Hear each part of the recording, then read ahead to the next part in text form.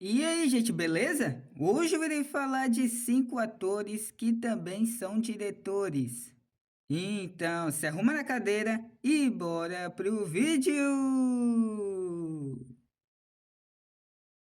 Vamos começar falando de Denzel Washington, que para mim é um dos maiores atores da atualidade e também o meu favorito, pois o cara já foi indicado ao Oscar 10 vezes e dessas 10 vezes ele conquistou 2 Oscars. A primeira foi como melhor ator coadjuvante em Tempos de Glória e a segunda como melhor ator em Dia de Treinamento, que é um baita filme.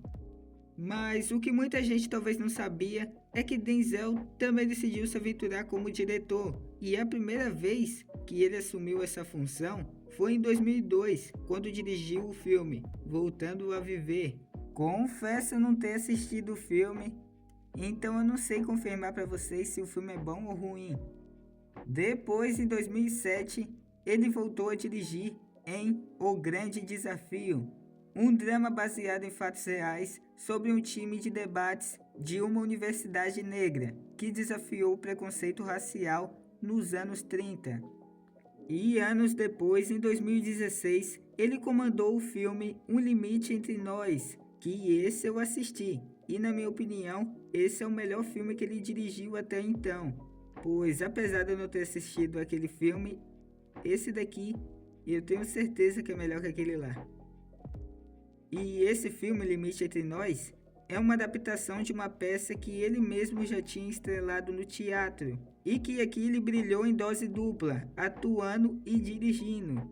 E o resultado foi que o filme rendeu para a Viola Davis o Oscar de melhor atriz coadjuvante. E mais recente, em 2021, Denzel dirigiu o filme Diário para Jordan, Memórias de Amor e Perda, um drama que acompanha a história real do sargento Charles, que é interpretado pelo Michael B. Jordan, que escreve um diário para o filho enquanto está em uma missão no Iraque, que eu considero um bom filme de drama. Não é uma obra-prima igual, na minha opinião, é O Limite Entre Nós, mas é um filme bom. E uma curiosidade que muita gente não sabe é que em 2016, no mesmo ano em que lançou Um Limite Entre Nós, Denzel também dirigiu um episódio de Grey's Anatomy. Foi o episódio O Som do Silêncio, da 12ª temporada. E olha, eu confesso não ter assistido esse episódio, pois eu não sou um grande fã de Grey's Anatomy, mas esse episódio é o mais bem avaliado da temporada, com uma nota 9,2 no MDB. Ou seja, não importa se é cinema ou TV, o cara sabe entregar qualidade em qualquer lugar. Mas então, bora pro próximo. Agora vamos falar de Bradley Cooper, que é um ator bastante conhecido por estar em filmes como Nasce uma Estrela de 2018, Sniper Americano de 2014 e pela franquia de comédia Se Beber Não Case. E o Bradley Cooper não tem tantos filmes dirigidos quanto o Denzel, mas os que ele dirigiu são realmente muito bons e mostra o talento dele por trás das câmeras. E a primeira vez que ele assumiu essa função foi em 2018, quando dirigiu o filme Nasce uma Estrela, e que lá ele não só dirigiu, como também estrelou ao lado de Lady Gaga.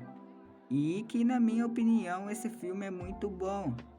E depois, em 2023, ele voltou a dirigir e o filme que fez foi O Maestro, um drama biográfico sobre o compositor Leonard Bernstein, em que também interpretou o protagonista.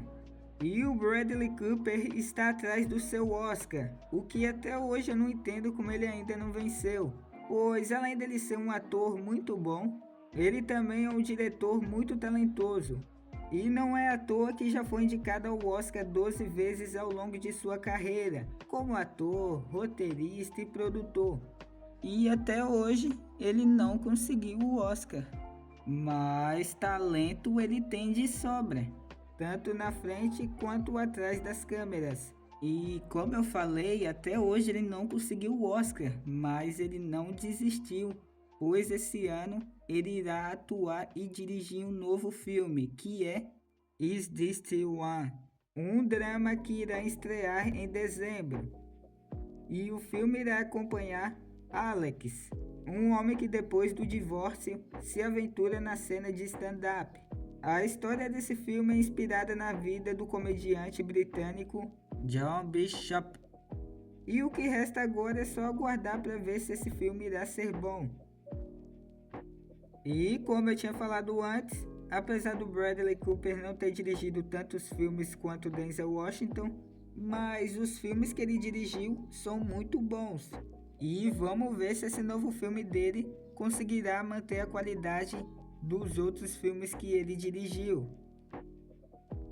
Agora vamos falar de Sylvester Stallone. E o que pouca gente sabe, mas além de ser um dos maiores astros de ação de Hollywood, Stallone também é diretor. E depois do estouro que o filme Rocky fez, Stallone conseguiu convencer os estúdios a deixarem ele dirigir seu primeiro longa. E ele começou a assumir essa função por trás das câmeras em 1978, com o filme A Taberna do Inferno.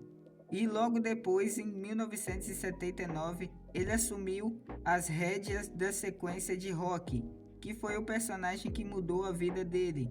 E isso aconteceu porque o diretor do primeiro filme não pôde voltar, já que ele já estava envolvido com outros projetos. E foi aí que Stallone aproveitou a chance de comandar a sequência e foi lá e dirigiu Rocky 2. E o sucesso foi tão grande desse filme que ele até continuou no comando em Rocky 3 de 1982.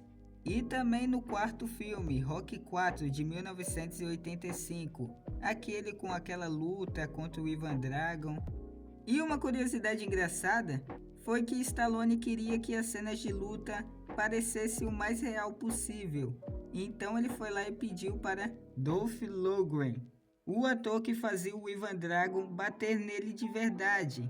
E o resultado foi que em uma das cenas, Lundgren acertou um soco tão forte no peito de Stallone que ele acabou indo parar no hospital com o coração inchado. Esse Stallone.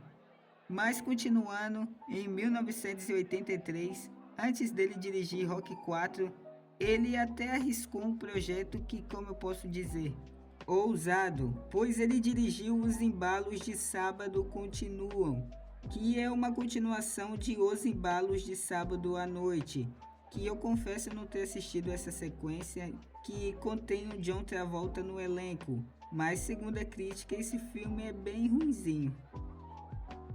E depois desses filmes que ele dirigiu, ele ficou um tempo sem dirigir, mas ele voltou em 2006, que até podemos dizer em grande estilo, com o filme Rocky Balboa, e que na época era uma despedida do personagem Rocky, que depois voltou em Creed, e que para mim esse filme Rocky Balboa de 2006 é um dos melhores dessa grande franquia de Rocky. E 2 anos depois, em 2008, Stallone encarou a direção de Rambo 4, que é um filme muito mais violento do que os anteriores e que para mim também esse filme é muito bom. E é claro, esse filme tem seus defeitos aqui e ali, mas eu gosto desse filme. E aí em 2010 ele criou e dirigiu um projeto que até agora é o seu último trabalho como diretor, em que reuniu vários atores de ação. E esse projeto foi Os Mercenários, que é um filme que tem vários defeitos, mas que é divertido. E depois disso, Stallone não dirigiu mais nenhum longa. E o Stallone não dirigiu grandes filmes como Denzel, Bradley Cooper, filmes indicados ao Oscar e tal. E na minha opinião, ele nem é um grande diretor, mas dirigiu muitos filmes que são lembrados até hoje, como por exemplo, Rocky 4. Mas então, bora pro próximo. Agora vamos falar de Mel Gibson, que a maioria lembra dele em papéis icônicos em Mad Max e Máquina Mortífera. Mas o Mel Gibson também quis atuar por trás das câmeras, e sua estreia como diretor foi com O Homem Sem Face, de 1993. onde Gibson não só dirigiu, como também estrelou o filme, interpretando um professor com um rosto deformado que cria um vínculo com um jovem estudante. E esse filme não é grande coisa, mas também está longe de ser ruim. E 2 anos depois ele partiu para um projeto promissor, que era Coração Valente, de 1995, que foi um grande sucesso, levando 5 Oscars, incluindo melhor diretor, melhor filme, e foi a partir desse filme que o Mel Gibson começou a ser respeitado como diretor. E depois, em 2004, ele voltou com um projeto que se tornou bastante polêmico, que é A Paixão de Cristo, filme que conta as últimas horas de Jesus, desde a prisão até a crucificação. E apesar desse filme ser bastante polêmico, esse filme se tornou um grande sucesso de bilheteria.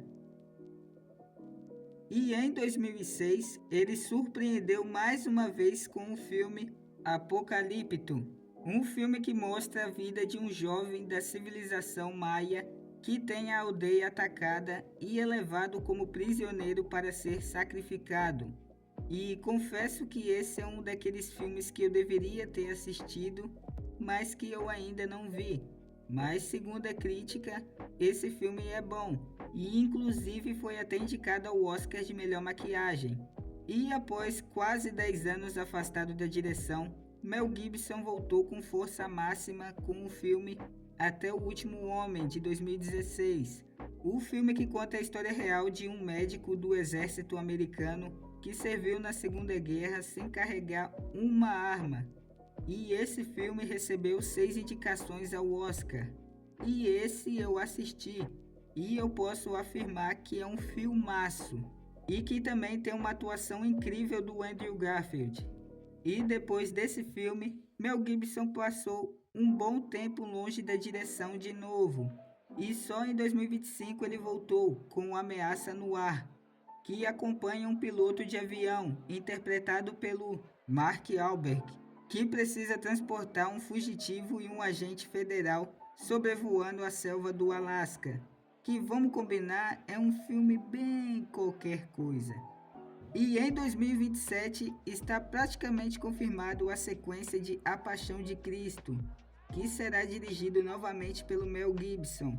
E até agora não temos tantas informações desse filme, pois o filme só será lançado em 2027. E então o que resta agora é só esperar e torcer para que esse novo trabalho seja tão bom e que possa se tornar memorável quanto os outros grandes trabalhos que Mel Gibson já fez como diretor. Agora vamos falar de Angelina Jolie, que a maioria das pessoas conhece ela pelos papéis icônicos em Lara Croft, Senhor e Senhora Smith e tantos outros sucessos. Mas o que muita gente esquece é que, além dela ser atriz, ela também decidiu se arriscar atrás das câmeras. E tudo começou em 2011, quando ela dirigiu Na Terra de Amor e Ódio. E esse filme conta a história de uma mulher muçulmana que se envolve com um soldado sérvio em meio à guerra da Bósnia. E eu confesso não ter assistido a esse filme, então não posso dizer para vocês se é bom ou ruim. Mas continuando, 3 anos depois, ela dirigiu Invencível, filme de 2014, que conta a história real de um atleta olímpico que sobreviveu a um acidente aéreo e que ficou semanas à deriva no mar, e que depois foi feito de prisioneiro pelos japoneses na Segunda Guerra Mundial. E esse filme eu assisti, e para ser sincero, faz muito tempo que eu assisti ele, e pelo que eu me recordo, ele é um filme mediano. E no ano seguinte, em 2015, Angelina Jolie dirigiu e atuou ao lado de Brad Pitt pelo filme À Beira-Mar, um drama que conta a história de um casal em crise. E agora vamos falar do que talvez seja o melhor filme que ela dirigiu, que é First, The Killer de My Father, que conta a história de uma menina cambojana que durante o regime do Khmer Vermelho perde a família e precisa lutar para sobreviver. E esse filme é bastante elogiado pela crítica. E é mais um filme que eu tenho que ver.